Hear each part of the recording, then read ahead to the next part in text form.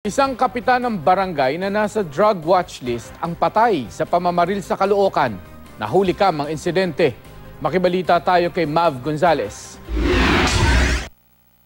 Sa CCTV ng barangay, makikitang inabangan ng mga sospek si Chairman Francisco Guevara ng Barangay 106 sa Caloocan City. Naglalakad doon ng biktima papunta sa barangay hall.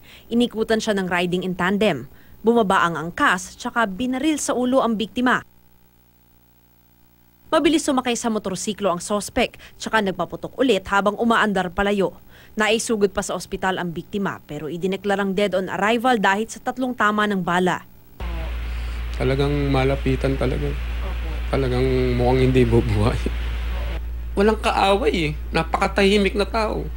Hindi kita sa CCTV ang plaka ng itim na motorsiklo. Hindi rin namukaan ng mga sospek na nakabonet at helmet. Ayon sa kapatid ng biktima, dating nasama sa drug watch list si Chairman, pero nang i-validate ay tinanggal din sa listahan.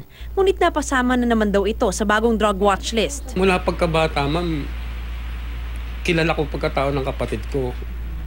Wala po kaming involved sa droga. Patuloy ang investigasyon sa pamamaril.